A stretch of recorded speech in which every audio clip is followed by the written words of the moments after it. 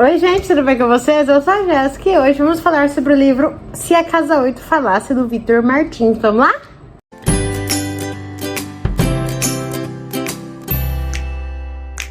Oi gente, este livro foi lançado agora no ano de 2021 pela editora Out, que é um selo, né, da editora Globo. E é um livro Young Adult com muita representatividade nacional, e eu quero conversar com vocês um pouquinho sobre o que eu achei dessa leitura. Mas antes, gostaria de lembrá-los que se vocês não são inscritos no canal ainda, sejam todos muito bem-vindos. Clicando no botãozinho de se inscrever aqui embaixo, não esquece de ativar o sininho, porque ativando o sininho você recebe em primeira mão todas as novidades aqui do canal, tá? Se você gosta de vídeos de resenha, deixa aquele like que me ajuda a entregar cada vez mais pessoas.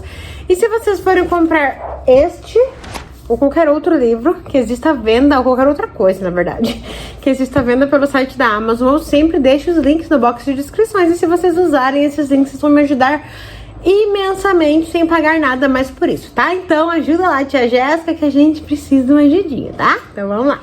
Bom, gente, aqui então, o Victor Martins trouxe mais uma história, né? Pra quem não conhece, eu acredito que seja difícil que não conheça. Mas Victor Martins é autor de 15 Dias, 1 Milhão de Finais Felizes e Escrito em Algum Lugar. São 3 livros muito legais, na verdade 2 livros, né? Um só foi lançado em e-book, que tem muita representatividade. A gente tem ali personagens gays, personagens gordos, sempre tentando se encaixar aí no meio social, né? A gente vê basicamente como todos eles lidam com essas situações, né? Da questão da desigualdade, né? Da questão da estética mesmo ser um problema quando a gente fala dos personagens gordos, da estética ser um problema na sociedade, onde as pessoas têm que tentar se encaixar, o que pra mim é um absurdo, mas tudo bem. E também sobre os gays, enfim, o LGBTQ no geral, como é pra eles, né, estar presente na sociedade como um todo. E é muito legal porque ele traz de forma muito gostosa, assim, uma narrativa legal, com personagens que a gente sempre vai se encantar, se apaixonar, a gente sempre vai se identificar em algum momento, talvez não com as suas características físicas, mas às vezes com até as características ali psicológicas dos personagens, sabe? Sobre os momentos que às vezes eles passam e a gente sente que também já passou por alguma coisa assim, ou que está passando naquele momento. É isso que eu gosto muito em livros jovens, apesar de não ser mais jovem, tá? Tô ali beirando os 29. Eu tenho sim essa alma muito jovem em mim, eu gosto de músicas de jovens, eu gosto de programas de TV de jovens, filmes de jovens, eu nunca vou deixar de ser jovem dentro de mim. Então toda vez que eu leio esses tipos de livros, eu acabo me identificando. Claro que não com a realidade que eu vivo hoje, mas com algum momento que eu já passei lá atrás na minha juventude. Eu não sei porquê, de todos os livros jovens que eu leio, assim, o Victor consegue fazer eu me sentir mais assim, sabe? Me sentir mais... Como que eu posso dizer, gente? Eu fico olhando pra cá, porque eu tô de frente com uma janela, gosto de falar pensando, olhando no horizonte. Eu tenho uma vista bem bonita aqui, então eu fico olhando e pensando sobre o que falar com vocês.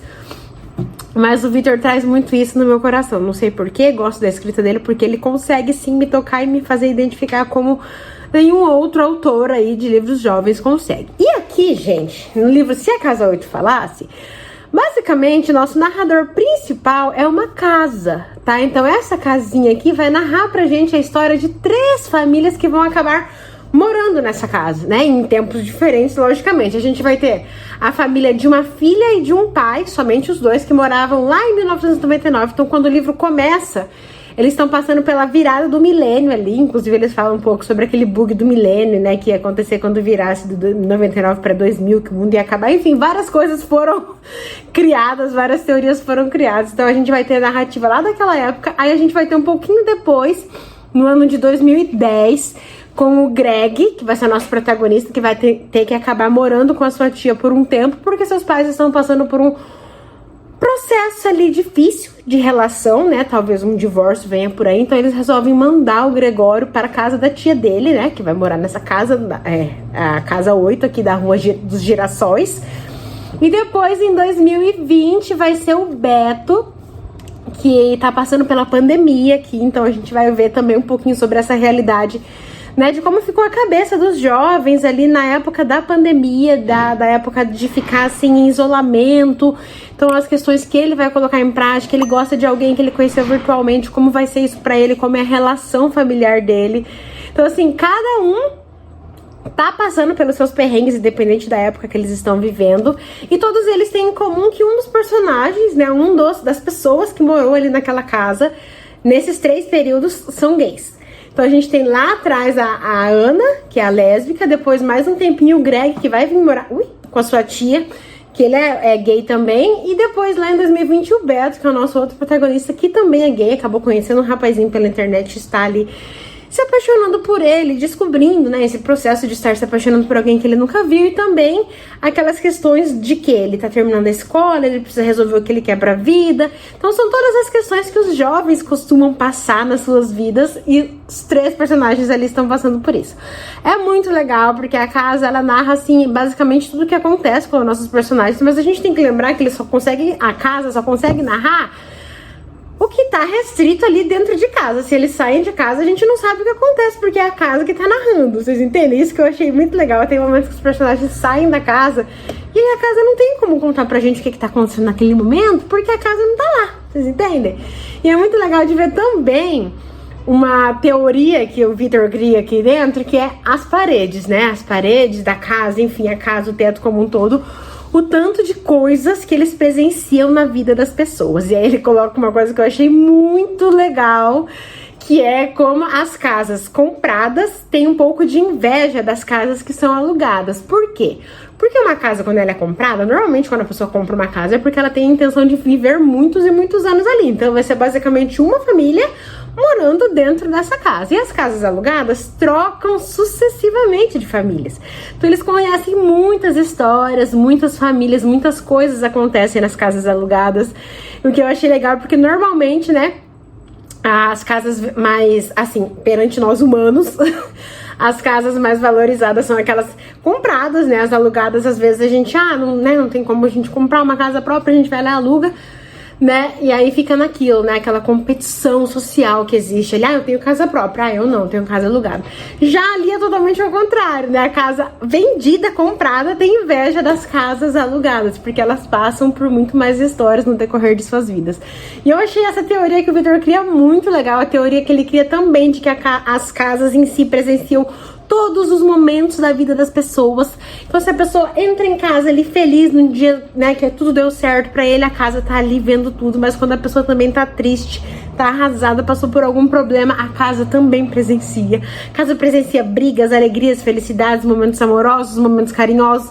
E, gente, quando a gente para pra pensar sobre isso, é uma coisa muito doida, sabe? Uma coisa, assim, material, concreto, que presencia tudo isso na nossa vida. Eu achei, assim, incrível, sabe?